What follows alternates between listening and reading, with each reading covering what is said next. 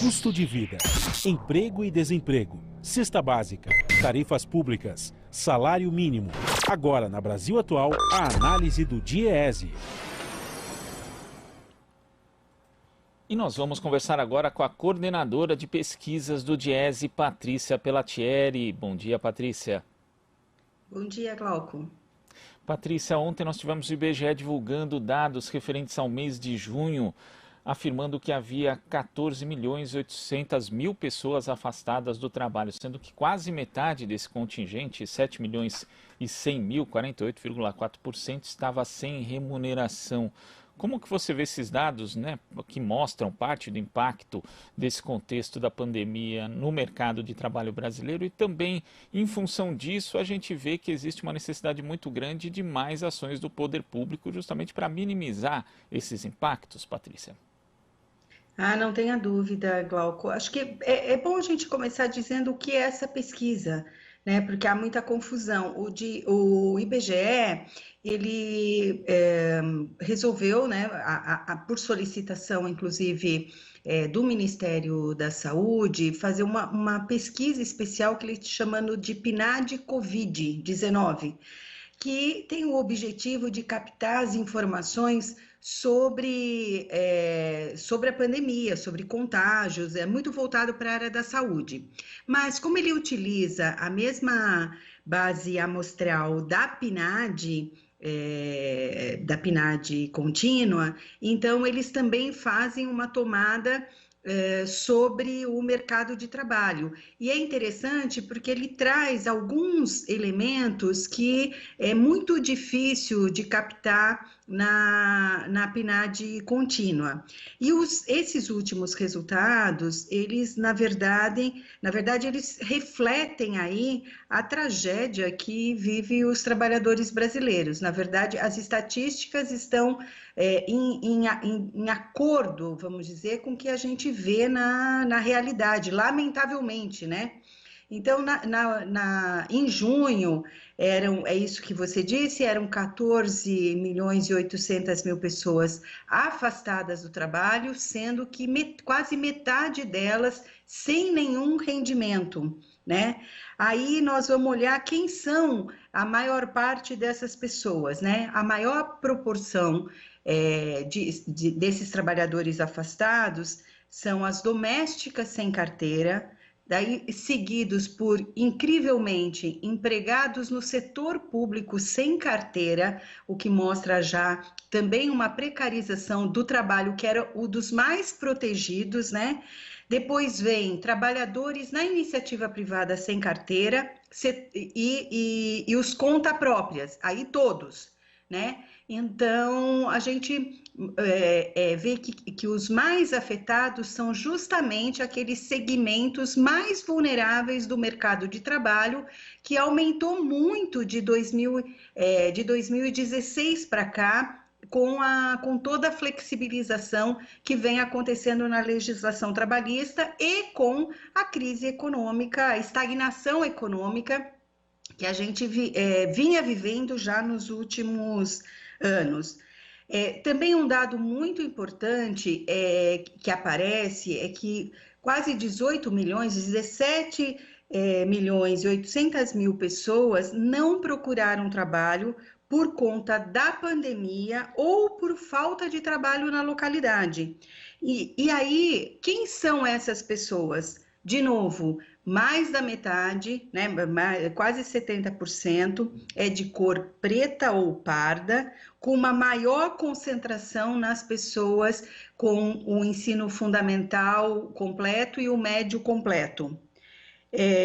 Então, também é muito significativo, porque, mais uma vez, essa crise escancara a enorme desigualdade que existe no mercado de trabalho brasileiro, quando a gente fala de raça, quando a gente fala de cor e quando a gente fala de gênero, né?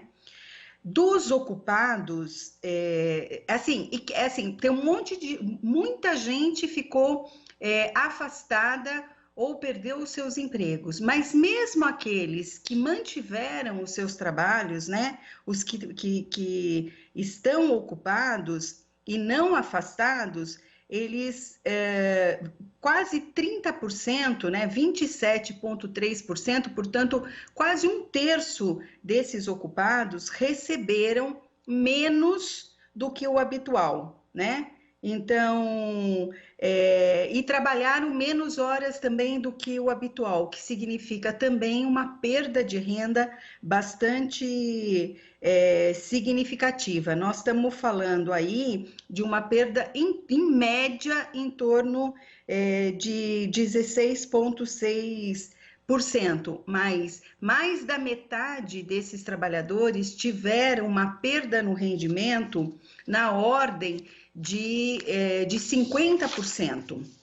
Né? Então, e aonde também foram essas maiores perdas? Foram entre os trabalhadores dos serviços e comércios. Então, nós estamos falando de cabeleireiros, de vendedores ambulantes, de pequenos comerciantes que tiveram essa perda maior de renda. Uma parte dos ocupados estão em trabalho remoto, uma parte significativa, que são 8.600.000 pessoas pela pesquisa, mas quem são esses trabalhadores? São, na sua maioria, trabalhadores com um nível superior completo ou pós-graduação. E aí nós temos outros elementos que a pesquisa não traz, mas que outras pesquisas feitas em categorias vêm mostrando, que é o que significa esse trabalho remoto sem as condições necessárias para executar o trabalho. Então, muito sofrimento psíquico, um aumento grande na jornada de trabalho, muito estresse, né? Difícil conciliar os trabalhos reprodutivos, do cuidado com a família, com o trabalho. Então, são outros elementos, embora tenha sido mantido o trabalho, mas traz aí outros elementos que é preciso a gente refletir, né? Bom, essa pesquisa também, ela nos revela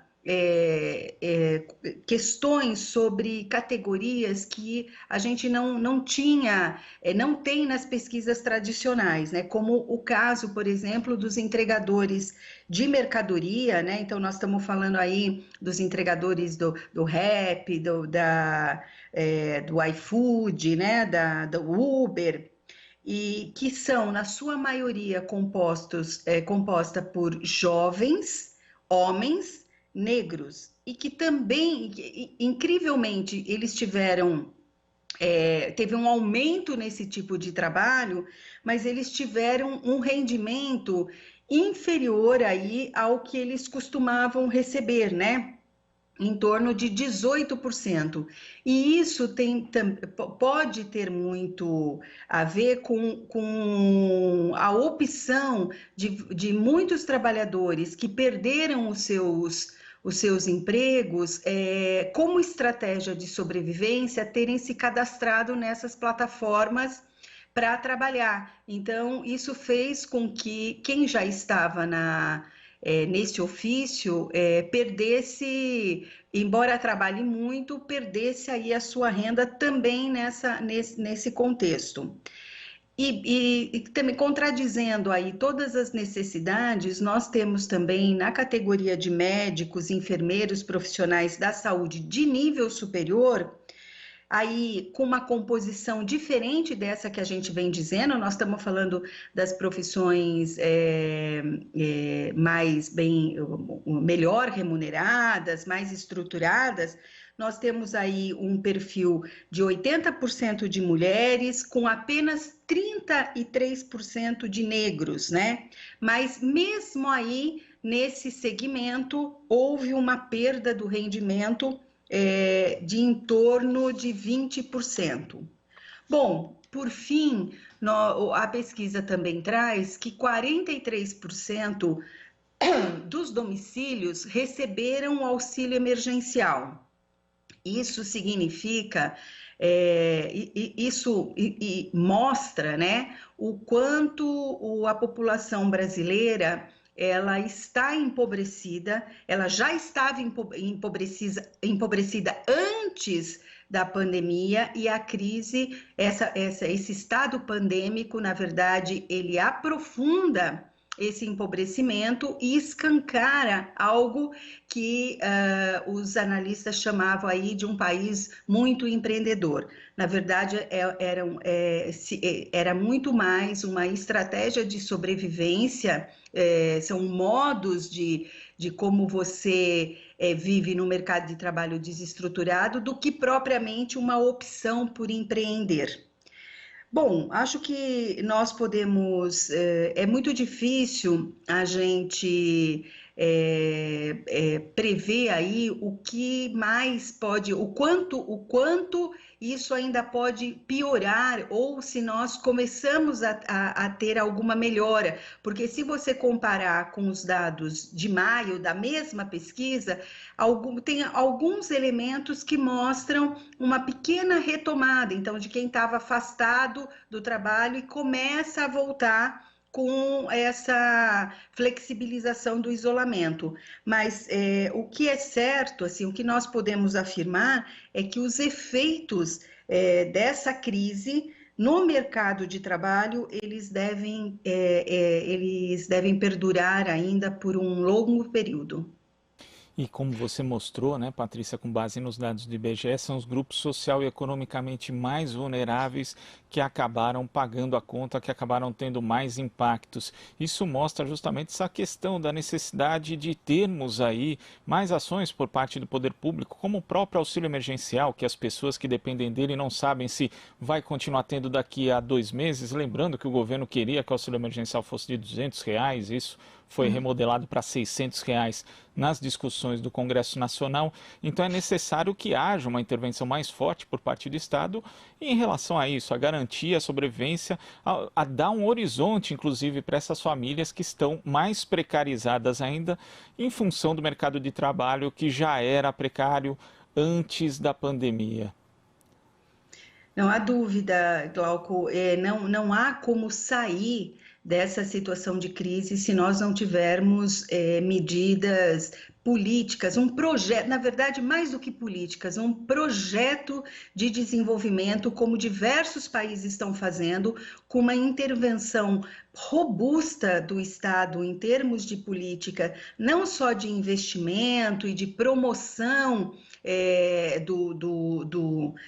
das obras, enfim, mas de políticas diretas com relação a esses grupos mais vulneráveis, porque mesmo você tendo a retomada da economia, que nós estamos muito distante disso, porque não há nenhum indicativo do governo de que vai fazer isso, mas mesmo com uma retomada da economia, não necessariamente você gera empregos, né? E de qualidade. Portanto, precisa sim de políticas públicas voltadas com este objetivo de promover a estruturação do mercado de trabalho.